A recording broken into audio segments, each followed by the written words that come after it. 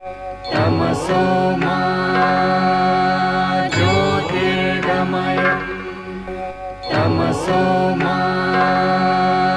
ज्योतिर्गमय तमसो मा लाईट गेली असेल तर आपण काय करतो रे? दिवा लावतो। पूर्वी आपण काय करायचो? लाईट गेली तर काय होते? पूर्वी कोणते दिवे होते माहितीये तुम्हाला? नाही, लाईट आता आली। पूर्वी लाईट नव्हती तेव्हा काय होतं? कंदील होता। कंदील काचेचं असं त्याच्यावर आवरण असायचं आणि त्यामध्ये रॉकेल भरवून त्याच्यावर ज्योत असायची आणि मग ती ज्योत फिरवायला एक तिथे दांडा असायचा आणि मग ती वर केली का दिवा मोठा व्हायचा। आले लक्षात? तो कंदील असा हातात घेऊन आपण मग उजेड आपल्याला जिथे हवाय तिथे तो आपण टांगून ठेवला की आजूबाजूला सगळीकडे उजेड पडायचा। कंदील गेल्यानंतर काय झालं? बॅटरी आली। आता बघा शेतात कामाला जातात, मोटार वगैरे लावतात, रात्रीचं पाणी भरायला जातात, मग काय घेऊन जातात सोबत? टॉर्च, बॅटरी, बरोबर आहे ना? बॅटरीने पण उजेड पडतो। मग त्यामुळे काय होतं? उजेड काय काम करतो? आपल्याला दिशा दाखवायचं, वाट दाखवायचं काम करतो, बरोबर आहे?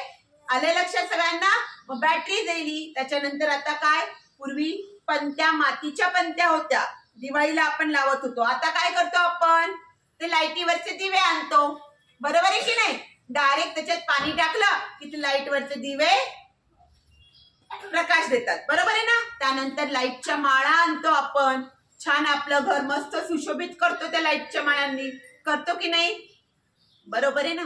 त्याच्यानंतर ट्यूब लाईट, आता तर चार्जिंगचे बल्ब सुद्धा आलेले आहेत। मग लाईट गेली तर आपण चार्जिंगचा बल्ब चालू करू शकतो, म्हणजे अंधारापासून बल्ब काय करतो? आपल्याला प्रकाश देण्याचं काम करतो, अंधारा दूर करण्याचं काम हा दिवा करत असतो, बरोबर आहे ना? आणि आपल्या आयुष्यातही असाच प्रकाश पडावा म्हणून आपण सर्वांनी काय करायचंय? आज आषाढी अमावस्या ही दीप अमावस्या म्हणून साजरी केली जाते आणि म्हणून आपण आज दिव्यांची काय करायची असते? पूजा करायची असते। देवाजवळ आपण रोज दिवा लावतोच, पण आपल्या घरात जे काही जुने वगैरे दिवे असतात जे आपण रोज लावत नाही, रोज एकच दिवा आपण देवाजवळ लावतो। मग आज काय करतात? आपल्या घराचे पितळेचे, तांब्याचे दिवे असतात, समया असतात, त्या घासून आई काय करते? स्वच्छ करते आणि सगळे दिवे असे छान देवापुढे रांगेत लावून त्यांची हळदी, कुंकू, अक्षता, फुले वाहून पूजा करते, कळलंय? आणि त्यावेळेला देवाला आपण हीच प्रार्थना करतो त्या दिव्यांना की असाच प्रकाश आमच्या मनात आणि घरातही कायम राहू दे। आज सगळ्यांनी संध्याकाळी घरी गेल्यावर ही प्रार्थना त्या दिव्याजवळ करायची, करणार ना? काय म्हणणार?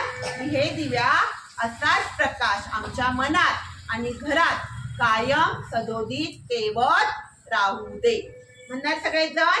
आणि शुभम करोती पण म्हणायचं आहे।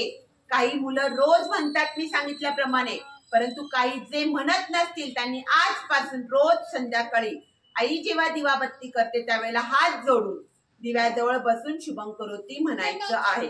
म्हणणार सगळेजण?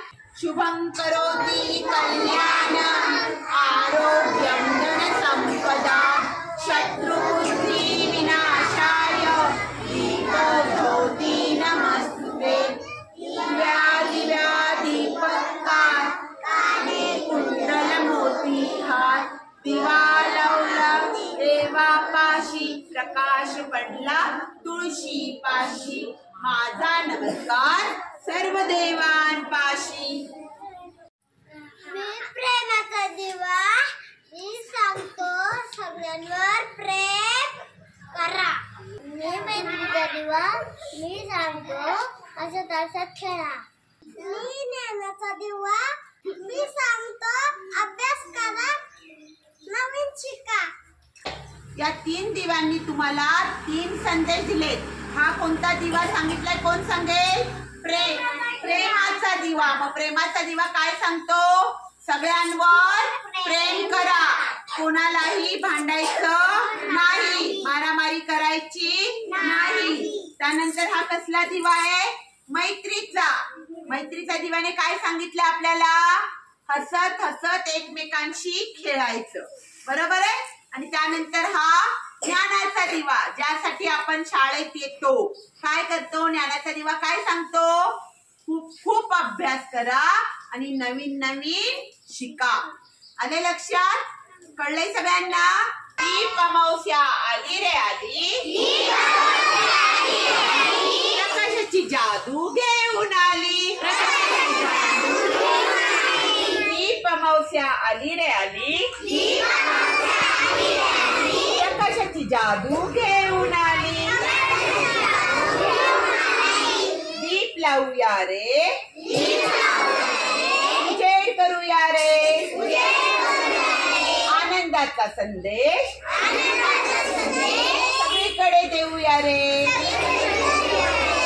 दीप लावूया रे, उजेड करूया रे, आनंदाचा संदेश सगळीकडे देऊया रे.